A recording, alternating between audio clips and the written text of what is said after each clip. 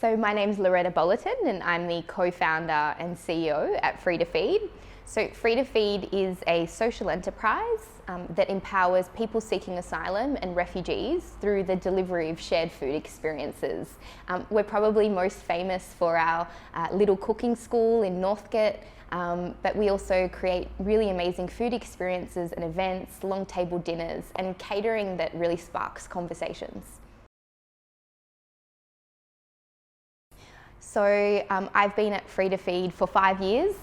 Free to Feed's my baby, so my role has evolved and changed from working on the floor and packing ingredients to now leading a team and working with many people seeking asylum and refugees. It's been a wonderful journey so far.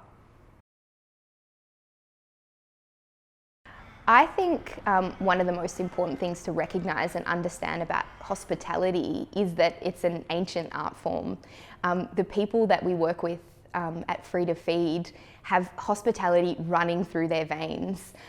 It's about kindness, caring, welcome, looking after people. It's about all the little details.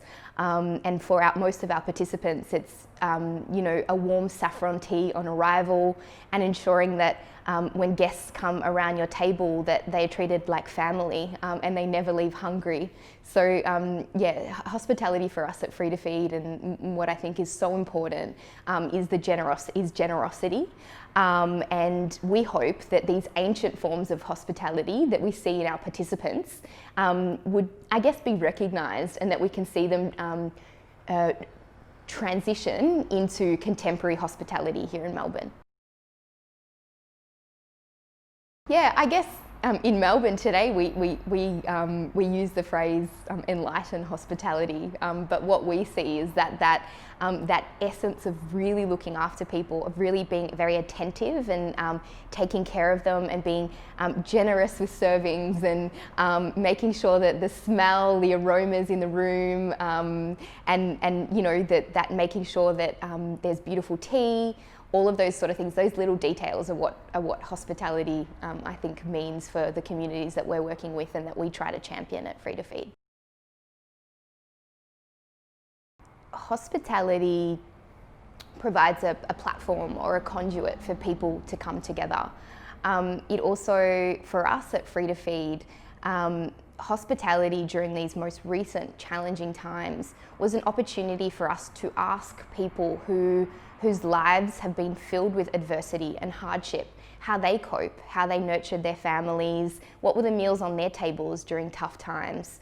So for us, hospitality is, it presents an opportunity for coming together, for kindness, for connection, and for reconciliation. So it has a huge opportunity to bring people together.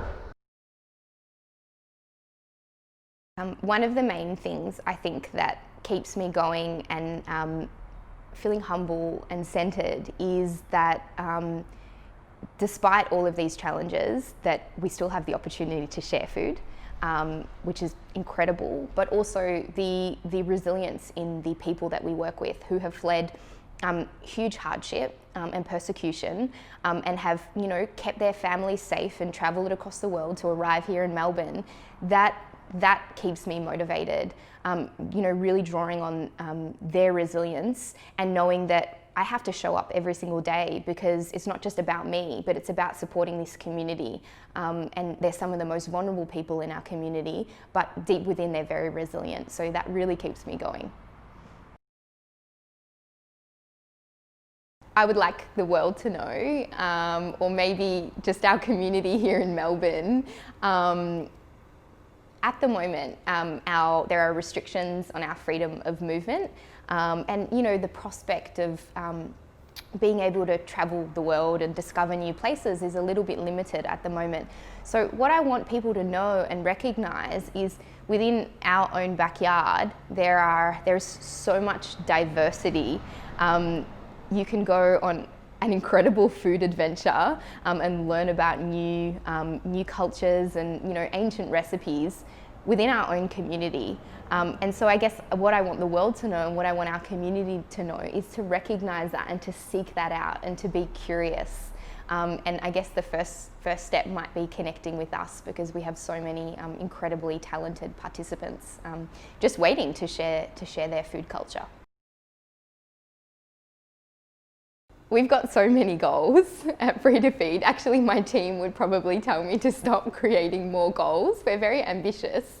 I think one of our purpose, we started to be a finite employment experience, and what we've found, and our head chef and our front of house manager and our whole team can attest to this. People seeking asylum in our program have the most incredible attitudes to learning. They really want to learn. They show up every day with the best attitudes, and learning in our kitchen goes both ways. Not only is our head chef imparting her knowledge, but our participants are also sharing theirs. So my goal for Free to Feed is to connect the dots forward, to see the Melbourne and the wider Australian hospitality community take the opportunity to invite people in our program and people from diverse backgrounds into their kitchen and give them a chance, because they are incredibly hardworking and they are really looking for that next step and to call Australia home and to really settle in. So my goal is for the hospitality industry to really recognise the talents that we see at Free to Feed. I don't think that we chose food, it's just that our participants chose food. We had to, I had to look for existing skills and passions within the refugee community, and food was number one. It was the thing that made everyone's faces light up. Food, when you're talking about recovery and overcoming trauma and hardship, it's an incredibly healing space. So people using their hands in the kitchen, it helps them to, forget about some of their worries and to remember the really positive memories in their life. So food chose us, I think. Yeah, I always feel uncomfortable about giving advice because, we all kind of know nothing and there's so much uncertainty at the moment. But I think one of the things that keeps me going is this concept, is this phrase that beyond mountains, there are mountains. So, it could mean that we have to traverse, giant peaks and there's so much hardship and hardship upon hardship. Or we can perceive this as a challenge. Beyond mountains, there are opportunities, there are valleys. So I guess just trying to channel the positivity and the opportunity and remain curious is all that I can share.